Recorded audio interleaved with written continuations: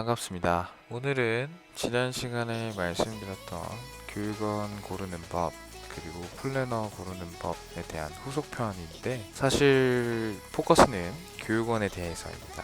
학점은행제는 이제 교육 시설이 온라인으로 할 건지 오프라인으로 할 건지 나뉘는데요. 보통 인터넷에서는 무조건 온라인을 하는 게 더 낫다, 뭐 이렇게 말씀을 하시는데, 저는 이제 오프라인에서도 근무를 해봤고 온라인에서도 근무를 해봐서 서로의 장단점에 비교를 하는 시간을 가지려고 할게요. 자, 그럼 바로 시작을 하겠습니다. 첫 번째로 오프라인 학점은행제 장단점입니다. 전공 선택이 다양하지만 제한되는 점이 있습니다.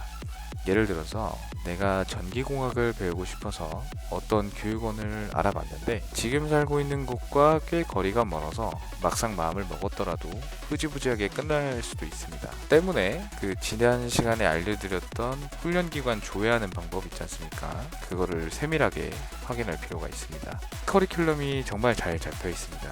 기본적인 수업의 학습의 질이 굉장히 좋고, 교수님들과 이제 커뮤니케이션이 정말 바로바로 할 수 있기 때문에 내가 학습 중에 잘 이해가 안 되는 포인트가 있다면 바로 답변을 들을 수 있죠. 온라인과 마찬가지로 시험, 과제, 토론 같은 수행평가가 있는데 강의실 안에서 이루어지고 채점도 교수님이 직접 합니다. 게다가 학점은행제의 기본 원리인 학점 취득 방법 중에 학점 인정 자격증 따는 거랑 독학하기 이제 시험 대비하는 거, 그게 잘 되어 있습니다. 그러니까 수업 외에 다른 스터디 그룹이 있다는 거죠. 그래서 학점 인정 자격증을 따야 되는데 어떤 인강을 찾을 건가, 뭐 독학사는 어떤 인강을 찾을 건가, 뭐 이런 게 좀 덜 고생하는 거죠. 그리고 오프라인 기관이 만약에 그 명문대학교에 설치되어 있다면 그 해당 학교의 편입이나 대학원 입학을 할 때 외부 학생들에 비해서 조금 더 유리한 조건으로 시작할 수 있습니다. 원래는 대학교를 직접 다니는 것처럼 출석 수업으로 하는 겁니다. 뭐 대신에 주말반, 야간반, 뭐 주간반, 뭐 이렇게 학생을 선발을 하고요. 이때 주간반을 제외한 다른 학습 과정은 학점 취득이 오래 걸리므로 수업 듣기 외에 학점 취득하는 방법을 적극적으로 활용해야 됩니다. 요즘에는 코로나 때문에 원격 수업으로 진행을 한다고 하는데 실시간으로 해당 시간에 참여해야 되는 거예요. 그래서 온라인 학점은행제 교육 방식과 헷갈리시면 안 됩니다. 입학생 평균 연령이 굉장히 다양합니다. 그래서 대학원에 가는 이유에 대해서 좀 들어보셨을 텐데, 뭐 인맥을 쌓기 위해서 간다고 하잖아요. 오프라인 학점은행제는 이런 메리트도 있기는 하죠. 근데 사실 지금까지 말씀드렸던 오프라인 학점은행제의 장단점을 고민할 필요도 없게 할 수 있는 멘트가 있는데, 오프라인 학점은행제 등록금이 굉장히 비쌉니다. 제일 저렴한 곳은 200만 원대로 알고 있었고요. 그리고 요즘에는 어떻게 되는지 모르겠지만 평균 300만 원에서 500만 원 한 학기 이렇게 납부가 됩니다. 그렇기 때문에 오프라인 평생교육원은 좀 호불호가 많이 갈립니다. 해당 오프라인 학점은행제를 입학을 하고 나서 내가 이제 이 다음으로 나아갈 때는 뭔가 좀 준비가 잘 되어 있는데 수지타산을 계산을 해보면 학비가 좀 많이 들어간다는 점 때문에 돌아서는 분들도 계시죠. 이어서 온라인 평생교육원입니다. 전공 선택이 좁지만 활용도가 굉장히 높죠.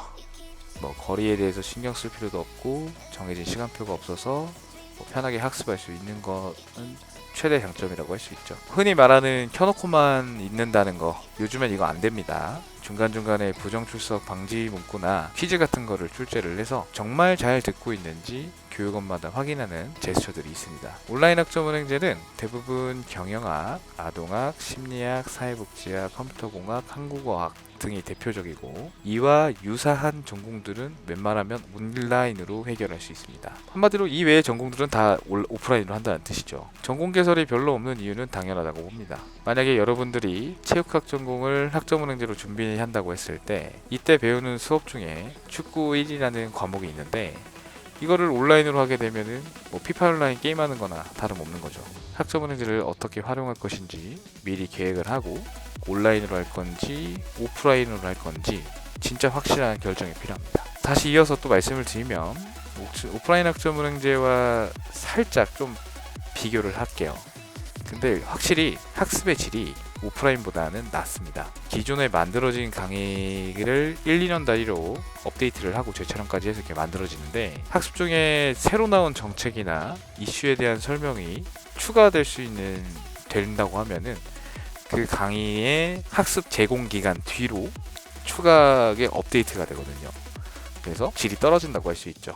교수님과 커뮤니케이션이 되기는 하는데 직접적인 질문이 아니라 뭐 댓글이나 SNS를 통해서 질의응답식으로 의사소통을 해야 돼서 바로바로 시원한 대답을 듣기는 좀 어렵습니다. 그리고 앞에서 말씀드린 오프라인 평생교육원에 비해서 온라인 학습은행제는 학습 체계가 잘 잡혀있지가 않아요.